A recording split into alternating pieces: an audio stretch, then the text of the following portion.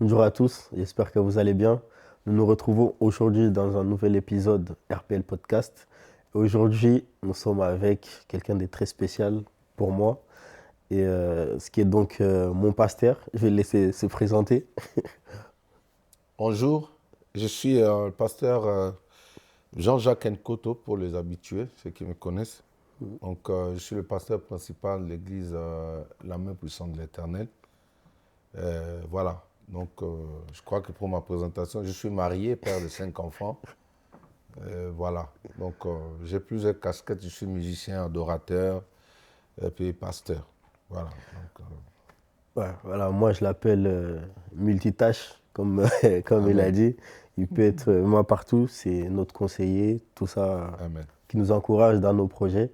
Donc aujourd'hui, nous sommes avec lui parce que nous allons parler, il va nous donner son témoignage, comment il est venu en Christ, comment est-ce que il a été amené du coup à servir et tout ça, etc. Donc il va nous donner son témoignage et après par rapport à ça, on va rebondir en lui posant des questions.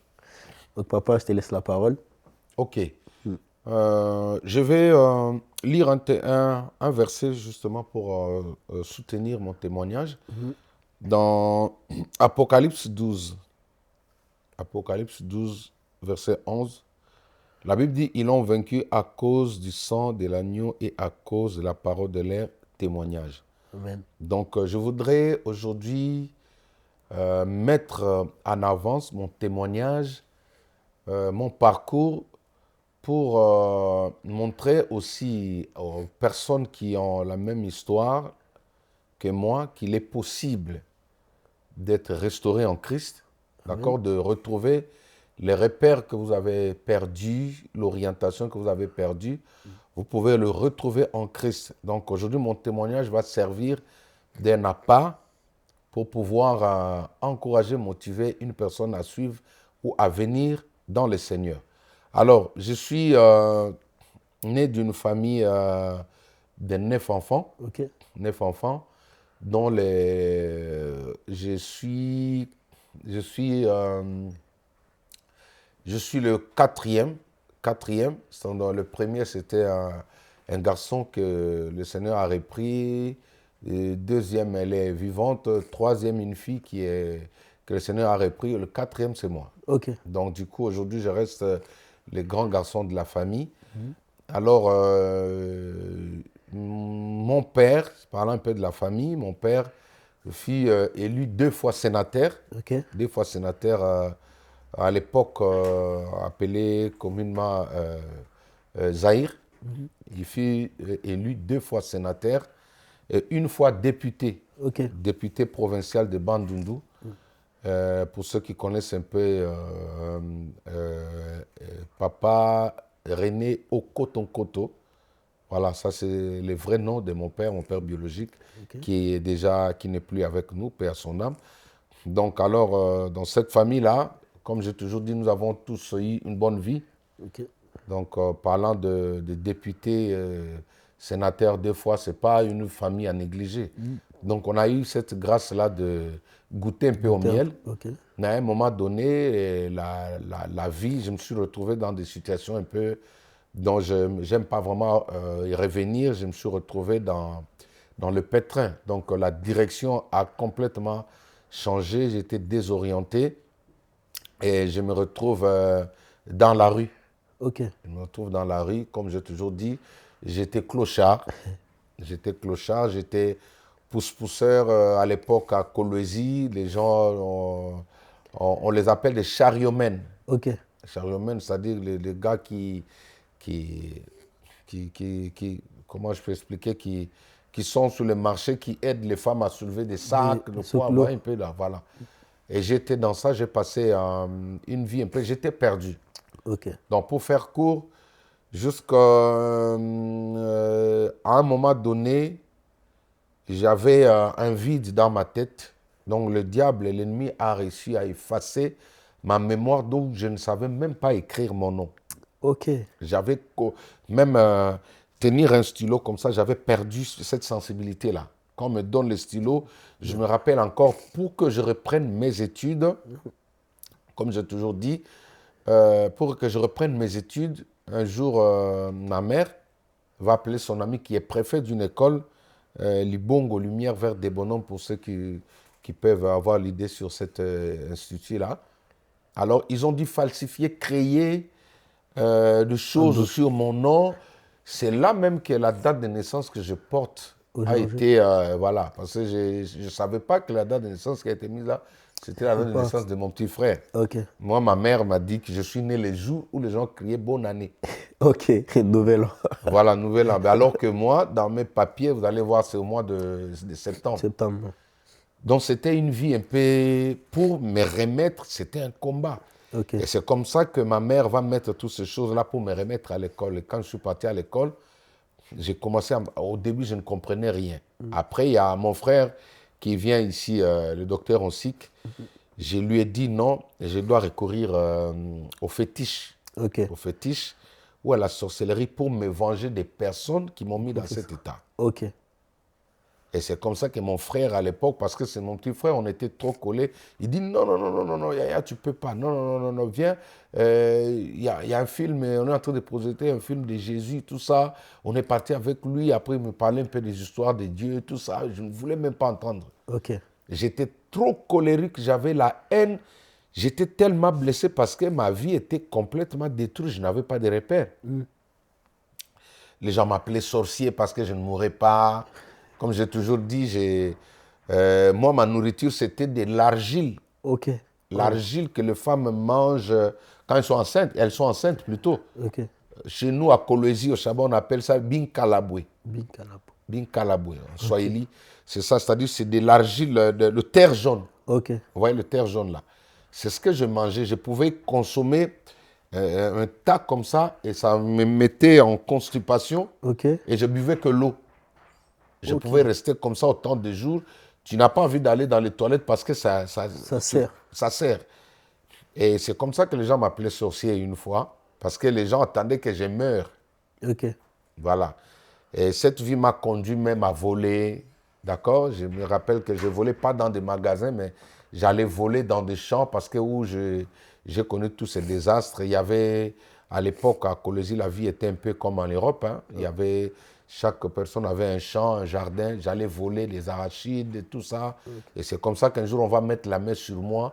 Et j'étais tabassé pour la première fois. Les gens m'ont frappé alors pour me tuer.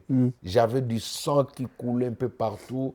Voilà un peu. Mais, bien qu'étant dans cette situation-là, au fond de moi, je levais toujours les yeux vers les cieux. Je regardais, je disais, mais est-ce que le Dieu, il y a quelqu'un là-bas en haut qui me voit, qui peut me prendre d'ici pour me ramener chez nous? Ok. À l'époque, il n'y avait pas de téléphone. La communication, c'était au niveau des grandes sociétés. Tu vas là-bas, et c'était comment on appelle ça, le Motorola à l'époque. Ok. Donc, tu ne pouvais même pas communiquer avec ta famille. C'était un peu pour les privilégiés qui avaient vraiment Exactement. des bonnes vies. Donc, bref, pour faire court, je me suis retrouvé à suivre le Seigneur, le chemin de mes amis, comme celui que j'ai présenté ici. Ils m'ont forcé. Quand je suis rentré, je ne rigolais pas. J'étais trop colérique. J'avais la haine, du mal à pardonner. Mais quand j'ai commencé à fréquenter les églises, et puis voilà, j'ai commencé à avoir l'envie d'aller prier. C'est comme ça que le Seigneur a commencé à me guérir. Je suis passé par des confessions, par les pardons, toutes ces choses, par la métanoïa, qui est notre thème de l'année. Et mon pasteur a fait un grand travail, j'ai eu mon baptême. Et c'est comme ça que j'ai pu retrouver ma mémoire. Ok. J'ai pu retrouver ma mémoire. À l'école, c'était un exploit. Parce que le préfet m'a introduit à l'école sans bulletin. Ok. Tu n'avais pas de papier. Il m'a pris par compassion. J'avais rien. Je ne savais même pas écrire mon nom. Ok. Et tout d'un coup, comme ça, après la délivrance, c'est comme si j'avais retrouvé mes repères.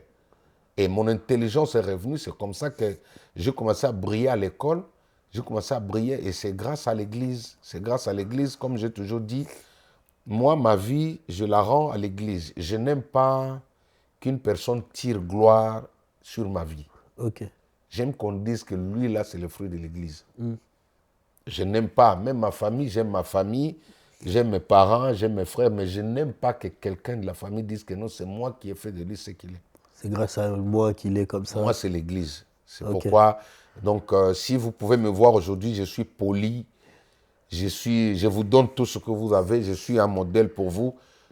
Tout ce que je suis, c'est l'Église. Ok. Tout ce que je fais, je n'ai pas été dans une école de musique ou quoi. Tout ce que je suis, moi, c'est l'Église. C'est pourquoi il y en a qui m'ont taxé d'orgueilleux. Parce que, vous voyez, les tendances qui arrivent dans les églises où nous étions, il y a des gens qui ont été déçus, disent on va partir. Moi, j'ai dit non, moi, je ne pars pas. Ok. Mais quand on parlait, moi aussi, j'étais pour. Après, quand je regarde, je dis non. Non, je pars pas. Moi, je ne peux pas partir parce que je suis vraiment un produit fini de l'église. Ok. Donc, du coup, moi, toutes les personnes qui tirent sur l'église d'office, même si tu es un meilleur ami, je vais te décevoir. Ok. Même si on avait pris l'idée ensemble, je préfère me séparer de toi et rester à l'église. Merci à l'église. Voilà un peu en bref. Et puis, je vous laisse le temps de me poser des questions. Donc, voilà. Ouais. Non, mais franchement, c'est un très beau témoignage parce qu'il y a plusieurs jeunes Oui. ils avaient une bonne famille, mais au finalement qui se retrouvent à la rue, faute peut-être par rapport à lui-même, par décision, ça peut être par décision de la famille, tout ça, etc. Et ces témoignages-là, ça peut du coup encourager quelqu'un qui est dans cette situation-là de s'en sortir. Mais moi, j'ai une question. Comment tu t'es retrouvé du coup à manger la boue, comme tu as dit, Ouais. alors que vous avez une famille quand même assez des sénateurs, des députés. C'était quoi en fait Deux fois la chute? sénateur. Ouais, 2 fois Une fois sénateur, député provincial. ouais, c'est quand même énorme. Oui. Mais c'était quoi du coup la chute? Est-ce que tu peux nous dire un peu d'où ça a Ok. commencé? Parce que Ok. là-bas, au début, tu as dit que tu avais une bonne famille, tu avais Oui. une bonne vie. Mais Ouais. comment finalement tu t'es retrouvé à voler et à manger de l'argile? Ok, merci. Alors, cette histoire, c'est vraiment une histoire sombre. Je me rappelle qu'au début, quand j'ai repris ma mémoire, j'ai commencé à écrire un livre. Ok, Et puis, ma mère, quand elle a retrouvé ça, elle a déchiré le manuscrit, tout ça. Elle m'a dit non, non, non. Parce que ça fait mal toujours à la famille et ça a déchiré la famille. Parce que moi, les personnes qui ont ruiné mon enfance, c'était ma famille. ok, Ce n'est pas les gens de dehors. Alors, un jour, comme mon père était, comme je le dis, il était élu 2 fois sénateur, une fois député provincial de Bandundu, ce qui a vérifié, ouais, pour ceux qui veulent savoir, je vous mettrai la photo peut-être prochainement.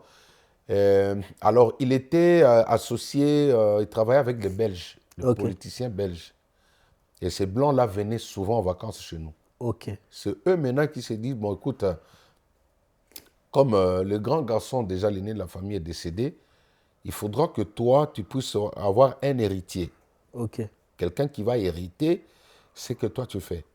Et c'est comme ça que moi, je vais être choisi ok, comme étant le grand garçon de la famille. Et maintenant, les Blancs disent, bon, lui, on va l'amener en Belgique ok, pour qu'il aille étudier là-bas, qu'il apprenne tout sur la politique. Et comme j'ai toujours dit, l'imprudence de mes parents, il va convoquer toute sa famille wow, pour demander leur avis. ok, Tous les tantes étaient là, c'est l'image que je ne peux pas oublier. Alors, comme mon frère aussi était polygame, toutes les autres femmes étaient là. Tu vois un peu où ça part. Donc, ben, écoute, maintenant, on va envoyer Jean-Jacques va aller étudier en Belgique pour qu'il apprenne, il hérite peut-être de la politique, tout ça. Et c'est là maintenant, lui, comme il était un peu l'influent de sa famille, il laisse la parole à ses frères. C'est eux qui vont décider, non, il ne peut pas aller là-bas. Il y a son grand frère que je salue en passant, yeah. qui ne croit pas que je l'ai déjà pardonné. Ok, Que j'aime beaucoup.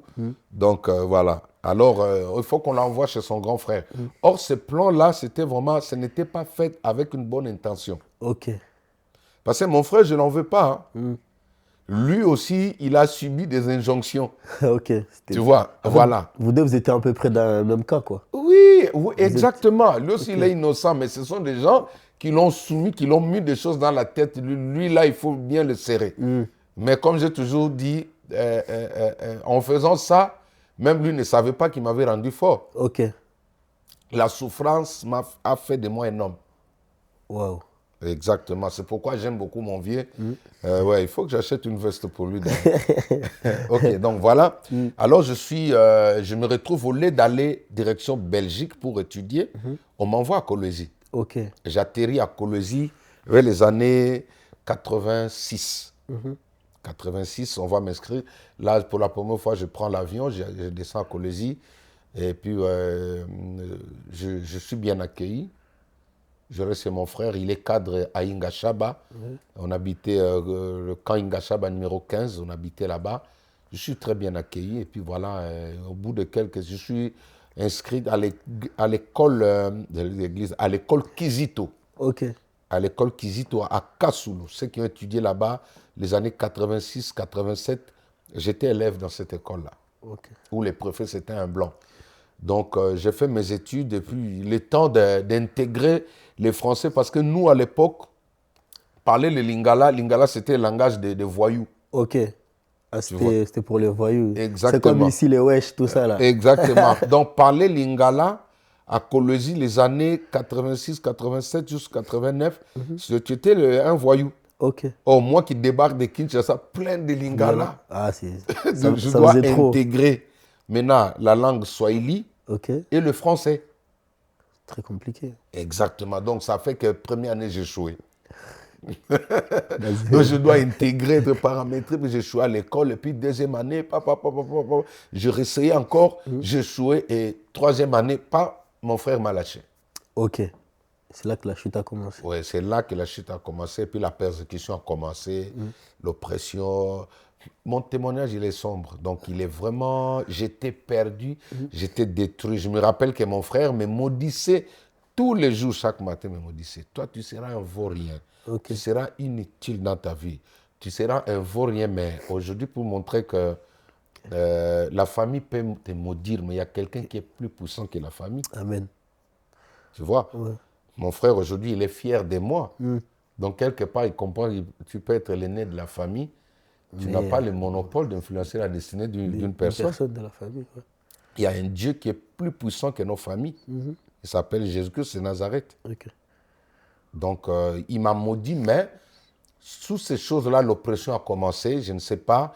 Comme j'ai dit, moi, je ne le condamne pas. Mais il y avait une force derrière lui. Il était aussi soumis à des oppressions parce que ça venait de la famille. Lui, il est enfant, c'est mon grand frère. Moi aussi, je suis enfant, mais il fallait le faire, en fait. Ça, c'était la guerre la rivalité entre nos mamans. C'était la rivalité entre nos mamans. Mais bref, je me suis retrouvé abandonné comme ça. À l'époque, en 86, Colosie, c'était pratiquement comme en Allemagne. Hein. 17 h, là, tu vois personne. Il y a moins de gens en cours de route. Et 18 h, la rue, elle est vide. Il n'y a que du vent qui passe avec la poussière. Tout le monde chez lui à la maison. Et il fait froid. Et à ce moment-là, moi, j'étais dans la rue, un clochard. Donc, pour te couvrir, tu dois les ramasser. Peut-être des draps jetés dans la poubelle. Et puis voilà. Donc, c'était tellement sombre. Et voilà, c'est à cause, parce que je n'avais personne pour me nourrir. Et j'ai fait recours à de l'argile. C'est vraiment comme ça que j'allais manger de l'argile. Parce qu'il y avait un ravin, pour ceux qui connaissent Kaingashaba, quand vous allez direction Mutoshi, vers la gauche, il y avait un grand ravin. Et c'est dans ces ravins-là où je descendais, je donne des précisions, hein, où je descendais pour aller prendre des grosses pierres de l'argile. Il y a une flaque d'eau là, comme et je prenais, je mangeais comme ça. Et quand je sortais, et j'étais quelqu'un de normal. Et du coup, pour revenir à ça par rapport à l'église et tout, ce que l'église a fait, parce que dans ton parcours, dans ton témoignage, on voit que l'église a joué un rôle vraiment très, très important par rapport à ça, jusqu'à aujourd'hui. Mais quand ton frère t'a proposé d'aller à l'église et tout ça, est-ce que toi, tu étais convaincu que l'église allait te changer ou tu y allais premièrement juste parce qu'on te disait d'y aller? Ah oui, je n'étais pas convaincu. Au début, tu te disais non, c'est... Non, vos histoires là, donc vos histoires là de Dieu là, pour être sincère, je n'aimais pas. J'aimais pas, je ne voulais, en plus c'était mon petit frère, tu Ouais. vois. Après, je disais, non, attends, c'est quoi là? Et puis, petit à petit, ce sont mes amis, mes potes comme Jean-Luc qui vient là, qui ont essayé un peu de... Ce sont les amis d'enfance. Quand je suis rentré, je les ai retrouvés. Après, c'est eux qui sont venus un peu m'épauler. Donc, après, ils m'ont attiré des forces. Parce que moi, mon ami, là, je cite toujours son nom, il pleurait, il avait les larmes. Jacques, allons à l'église, allons à l'église. Comme ça, je l'ai suivi et puis voilà. Ok. Donc, l'église, ça, je n'avais pas, je ne m'imaginais pas que je pouvais retrouver mes repères à l'église. Ok. Et comme j'ai toujours dit à ceux qui se sentent un peu perdus, délaissés, si l'école, si la famille vous rate, si l'école vous rate, l'église est votre dernier C'est cool. repère. Ok. L'église peut vous remettre. Ne suivez pas ce qui se dit aujourd'hui par rapport aux églises. Nous savons que l'église est secouée, mais moi, déjà, ma vie là, personne ne peut me convaincre que non, aller à l'église, c'est mauvais. Comme je vous dis, Ouais, non. il n'y a rien, il n'y a rien. Qu'est-ce que tu vas me dire? Tu vas me dire, c'est quoi cette révélation? Tu vas me convaincre. Ok. Moi, je suis l'enfant de l'église. Fruit de l'église. Je suis le fruit de l'église. Même ma musique, quand je vais dans les églises, je ne demande pas l'argent parce que je me sens, comment on dit, je dois quelque chose à l'église en fait. Ok. Et on voit chantre, pianiste, tu peux tout faire, blast, tout ça, etc. Comment est-ce que tu as développé ces talents-là? Est-ce que c'était un talent qui est venu naturellement parce que tu venais à l'église ou tu as été accompagné par des gens euh, qui t'apprenaient à faire des choses ou c'est parce que tu aimais rester à l'église, écouter, observer, que c'est venu comme ça naturellement, parce que tu as fait des grandes émissions, Casarema, tout ça, etc. Oui. Comment est-ce que tu t'es créé, toi qui n'étais pas quelqu'un de l'église, Oui. qui n'aimait pas forcément y aller, comment tu t'es retrouvé d'un coup comme ça, être vraiment, avoir ces plusieurs casquettes-là? Comment est-ce que c'est arrivé finalement? Alors, il y a un verset dans la Bible. La Bible dit, dans Psaume 113, la Bible dit que Dieu prend de la poussière, Psaume 113, verset 7, de la poussière, il retire le pauvre, du fumier, il relève l'indigent, pour le faire asseoir avec des grands de son peuple. Arrivé à l'église, j'aimais beaucoup, j'avais un peu une passion d'aller vers la musique. Ok, Avant d'intégrer nos églises pentecôtistes ou l'église des réveils, j'ai fréquenté aussi l'église catholique. ok, À l'église catholique, Saint-Joseph de Matete, je chantais. Ma mère m'avait mis dans la chorale, comment ça s'appelait? Saint-Esprit. La chorale Saint-Esprit, je ne sais pas si ça existe encore, s'il y a des amis qui peuvent se retrouver Saint-Esprit à l'époque. Ça, c'est les années 90. ok, Je suis dans la chorale Saint-Esprit et comme j'aimais beaucoup, et puis voilà. Et quand maintenant j'ai basculé, quand le réveil a commencé à secouer un peu le pays, on a commencé à fréquenter le groupe de prière avec les projections à cette époque-là, le film de Jésus. C'est comme ça que j'arrive à l'église, je trouvais que les gens chantaient là-bas. Mais après j'ai essayé, j'ai demandé pour intégrer. Là-bas, ils ne m'ont pas pris. ok, Maintenant, quand le Seigneur m'a mis à cœur d'aller habiter à l'église, je suis parti rester à l'église. Alors, c'est à ce moment-là que il y avait les pianos commençaient à arriver maintenant dans les églises. ok. Un nouveau Chez instrument à l'église. On appelait ça synthétiseur à l'époque. Synthétiseur. Donc, c'était tellement précieux. Alors, les années 90, 90, comme je dormais à l'église, il y avait un ami, un frère, lui qui connaissait déjà, qui savait jouer, qui devait voyager pour l'Afrique du Sud. Et si lui voyageait, il n'y avait pas de pianiste. Ok, Au moins, à l'époque, je dormais à l'église. Comme je dis, j'étais un frère de rien. Quelqu'un de rien. Voilà, ouais. Les frères à l'église, tout le monde se moque, tout ça. Je dormais à l'église. Et le piano, comme c'était l'instrument de l'église, c'était à côté ça de moi. restait là-bas. Et chaque nuit, je me réveillais, j'allumais, j'ai dit, Frère Jacques, Frère Jacques, donc Jean-Jacques qui apprend avec Frère Jacques. Tu vois. Et c'est comme ça que j'essayais. Et comme c'était quelque chose qui était en moi, ça commençait à venir maintenant. Or, à l'église, il y avait une vingtaine de personnes qui étaient recrutées pour pouvoir apprendre le piano parce que le pasteur frères à Benoît doit partir pour je le salue, il est à Londres pour aller faire ses études en Afrique du Sud à l'époque. Et lui, en passant une fois, et la nuit, il entend le piano à l'église. Après, il vient, il regarde comme ça, c'était moi. Après, il me dit, ah, j'ai compris que la personne que je vais former, c'est toi là. Parce que tous les autres là, hein, les personnes qui étaient proches du pasteur, les ayants droit de l'église, qui avaient droit, à quelque chose. personne n'avait cette oreille comme moi. Lui, quand il a vu, il a dit non, je me mets en toi. Il m'a pris que 2 notes, sol et do. Il m'a donné les exercices. Il m'a dit débrouille-toi. Et le lendemain, il est parti. Je me suis mis à fond comme je dormais à l'église. 1 semaine et 2 semaines comme ça, j'ai joué à l'église. Et c'est là que tout est parti. J'ai commencé, j'étais au protocole, je rangeais des chaises, des bancs, tout ça. Les gens me voient maintenant devant en train de jouer. C'est parti comme ça. Et puis le Seigneur a commencé à rajouter vraiment la sensibilité. Et après, moi-même, j'ai côtoyé aussi des amis comme le feu Mbouta Banza, paix à son âme, qui fut professeur à l'INA. C'est lui qui m'a appris, qui m'a coaché encore. Et puis voilà, il a formé même Moïse Mbi. Et j'étais étonné que c'était lui aussi son formateur. Un grand et très bon. Ah non. Donc c'est lui vraiment qui m'a mis au piano. Et puis petit à petit, voilà ce que je suis là. Ah ouais, franchement, c'est un très beau témoignage. Moi, je te proposerais qu'on fasse un deuxième partie. Oui. Parce que là, on a trop de questions. Si on continue là, on va pas envoyez finir. des questions, même ceux qui nous suivent. Envoyez des questions, toute forme de questions, même sur ma personne, sur mon passé, sur le présent. Posez-moi toutes les questions, je suis là à votre portée, ça va vous aider. Parce que mais c'est vraiment... Jésus peut prendre quelqu'un de la boue et le valoriser. Ouais. Et, ça, c'est sûr et certain. Et aussi, par rapport à l'église, n'hésitez pas à aller dans les églises, malgré qu'on dit du mal, du bien, tout ça, etc. N'hésitez pas à y aller, parce que là-bas... Non, il faut y aller, il faut y aller. Ouais. Ne suivez pas. Moi, je suis là. Je ne suis pas un voleur, je ne suis pas un bandit. Je ne suis pas... je ne sais pas comment je peux dire, mais le parfum, il est un peu bon. On a quand même un bon parfum.